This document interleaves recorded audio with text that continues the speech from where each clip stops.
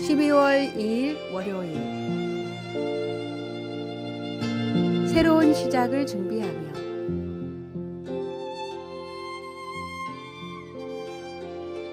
(12월이) 되면 우리는 자연스레 한 해를 돌아보고 다가올 새해를 준비하게 됩니다. 연말은 단순히 한 해가 끝나는 시간이 아니라 새로운 시작의 문턱입니다. 지나온 시간은 우리의 발자취를 돌아보게 하고 앞으로의 시간을 계획하며 마음을 새롭게 하는 기회를 줍니다. 다산 정약용 선생은 주변의 말에 흔들리지 말고 하늘의 뜻을 따르라고 했습니다.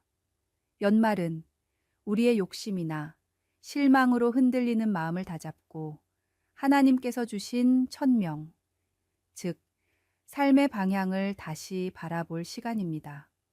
새해 달력이 조심스레 얼굴을 내미는 이 시점, 우리는 작은 변화부터 큰 도전까지 어떤 선택을 할지 묵상하게 됩니다. 시인 타골의 기도는 우리에게 깊은 울림을 줍니다.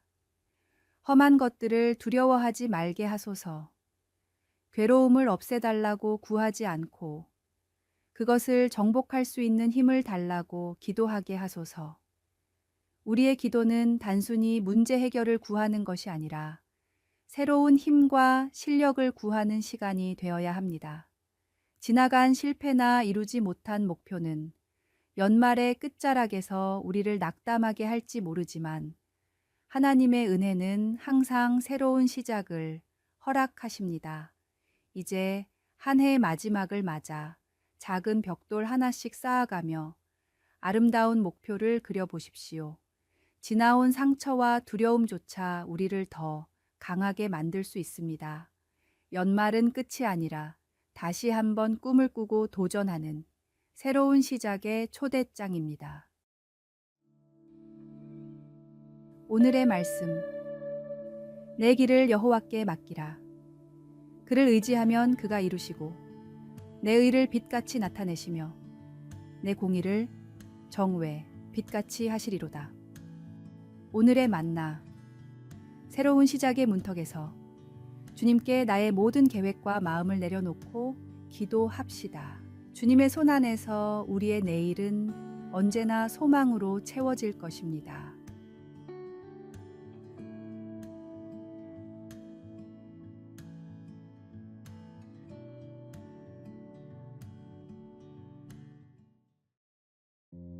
(12월 3일) 화요일, 기도와 진정한 사랑의 의미. 한 아버지가 있었습니다. 그는 부모와의 갈등으로 집을 떠난 아들이 마약을 복용하고 집을 나간 뒤에는 마약 밀매까지 하고 있다는 사실을 알게 되었습니다. 그의 소원은 두 가지였습니다. 아들이 집으로 돌아오는 것과 체포되지 않는 것이었습니다. 매일 밤 아들의 안전을 위해 간절히 기도하며 어떻게든 그를 설득해 집으로 돌아오게 하려 노력했습니다. 그러나 어느 날 기도 중에 그는 자신의 기도가 이기적임을 깨달았습니다.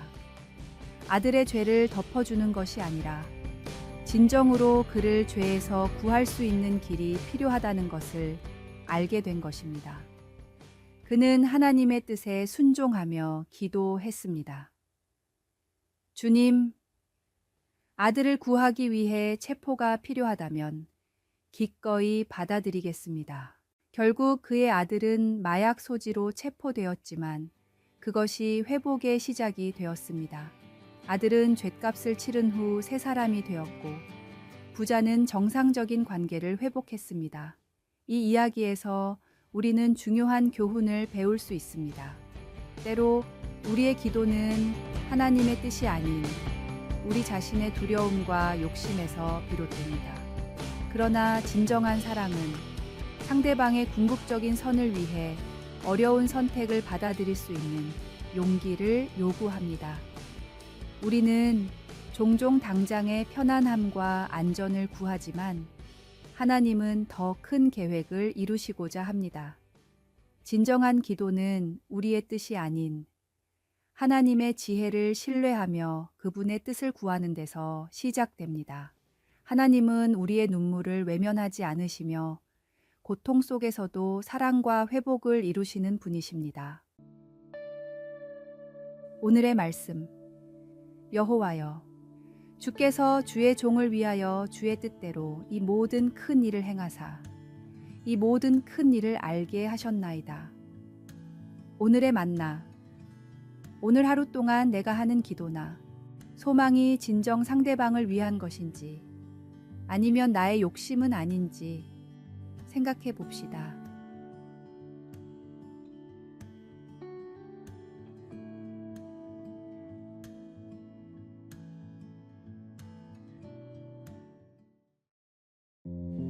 (12월 4일) 수요일. 상처를 꽃으로 피워내는 사람. 사는 게 참 어렵다고 느끼는 사람들이 많습니다. 서로가 주고받는 상처는 더 깊은 고통을 남기기도 합니다. 때로는 작은 상처에도 쉽게 무너지고 씻기 힘든 큰 아픔이 우리를 짓누르기도 합니다. 요셉은 누구보다도 깊은 상처를 겪었습니다. 형제들에 의해 종으로 팔려가고 충성의 대가로 감옥에 갇혔으며 도움을 약속받았으나 오랫동안 잊혔습니다. 그러나 요셉은 상처에 머물지 않았습니다. 그의 아픔은 하나님을 신뢰하는 가운데 은혜로 변화되었습니다. 풍년과 흉년이 교차하는 시간에 형제들을 만난 요셉은 복수를 택하지 않고 은혜와 사랑으로 그들을 품었습니다. 나를 이곳으로 보낸 것은 형들이 아니라 하나님이십니다. 요셉은 고난 속에서도 하나님의 섭리를 깨닫고 자신의 상처를 통해 많은 사람들을 구원하는 도구로 쓰임 받았습니다. 상처는 그를 성숙하게 했고 용서와 화해로 꽃피웠습니다. 우리도 마찬가지입니다. 인생의 고통은 때로 우리를 성장시키는 자양분이 됩니다. 진주조개가 상처에서 진주를 만들어내듯 우리의 상처도 새로운 가치를 창조할 수 있습니다. 하지만 이는 우리의 선택에 달려 있습니다. 용서와 화해는 쉬운 길이 아닙니다. 그러나 그것은 원망과 미움의 짐을 내려놓고 참된 자유와 평안을 경험하게 합니다. 하나님께서 가르쳐 주시는 사랑의 지혜로 상처를 아름다운 꽃으로 피워내는 삶을 살아갈 수 있습니다. 오늘의 말씀. 너희가 짐을 서로 지라. 그리하여 그리스도의 법을 성취하라. 오늘의 만나. 오늘 하루 받은 상처를 조용히 돌아보십시오. 그 상처가 단순한 아픔에 머물지 않고 당신을 더 성숙하게 만드는 자양분이 될 수 있도록 진지하게 묵상해 보는 시간이 되시길 바랍니다.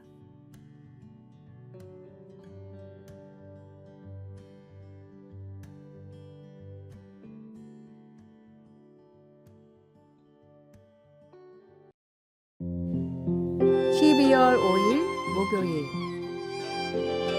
고물과 보물은 위치의 문제.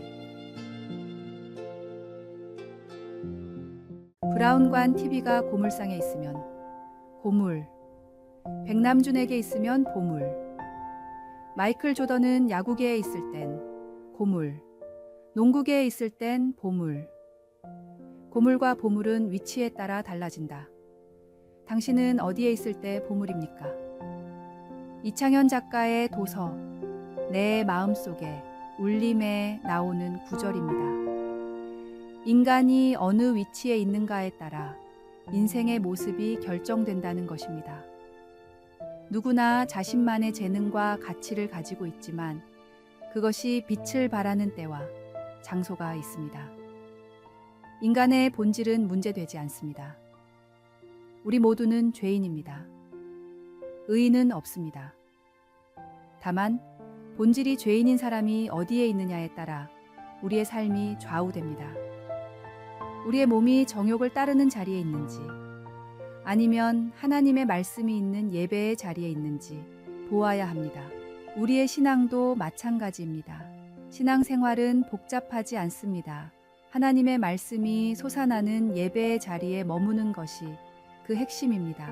우리의 마음과 가치관을 어디에 두느냐가 삶의 열매를 결정합니다. 때로 우리는 자신의 가치를 의심합니다. 하지만 모든 사람은 저마다 고유한 재능과 사명이 있습니다.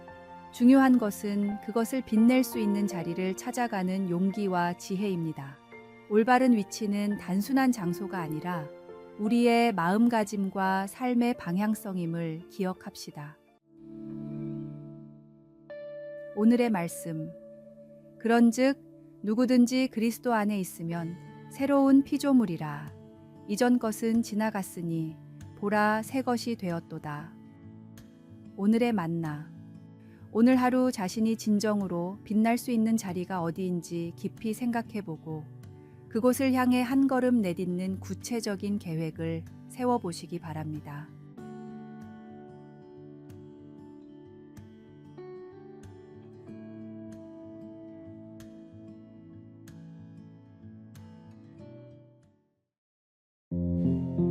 (12월 6일) 금요일. 2마리 금붕어. 작은 어항 속에 금붕어 2마리가 살고 있었습니다. 그 둘은 서로를 미워해서 툭하면 싸웠습니다. 한정된 공간에서 서로를 견디지 못하고 자신의 영역을 지키려 했습니다. 그러던 어느 날 그들은 크게 싸우다가 결국 많이 다친 금붕어가 죽고 말았습니다. 살아남은 한 마리는 이제 혼자서 편안히 살 수 있을 것이라며 쾌재를 불렀습니다. 드넓은 어항을 혼자 차지하게 된 것이 기뻤습니다. 더 이상 영역이나 먹이 다툼도 없을 것이라 생각했습니다. 그러나 며칠 뒤 그 금붕어도 죽고 말았습니다. 죽은 물고기 몸이 썩기 시작하면서 물을 오염시켰기 때문입니다. 결국 자신의 이기심이 자신의 생명까지 앗아가는 결과를 낳고 말았습니다. 사람은 홀로 살 수 없습니다. 사람은 사회적 동물이기에 서로 도와가면서 살아야 합니다. 사람인 자를 생각해 보십시오. 서로가 서로를 바치고 의지해야 사람은 제대로 설 수 있습니다. 이는 간단한 한자에서도 인간 존재의 본질을 보여주는 깊은 지혜입니다. 우리의 신앙도 마찬가지로 더불어 믿는 신앙이 되어야 합니다. 서로를 위로하며 격려하고 세워주는 공동체가 되어야 합니다. 장작이 제각각 떨어져 있으면 강한 화력을 낼 수 없지만 함께 포개지면 큰 불길을 일으키듯이 예수 그리스도 안에서 한 형제인 우리는 서로를 사랑하고 서로를 위해서 기도하고 따뜻한 마음으로 서로를 더욱 배려해 줄 때에 더욱 큰 능력을 발휘할 수가 있습니다. 오늘의 말씀. 새 계명을 너희에게 주노니 서로 사랑하라. 내가 너희를 사랑한 것 같이 너희도 서로 사랑하라. 오늘의 만나. 우리의 존재 가치는 홀로 빛나는 데 있지 않습니다. 오히려 서로를 비추고 서로의 빛을 더욱 밝게 만드는 데 있습니다.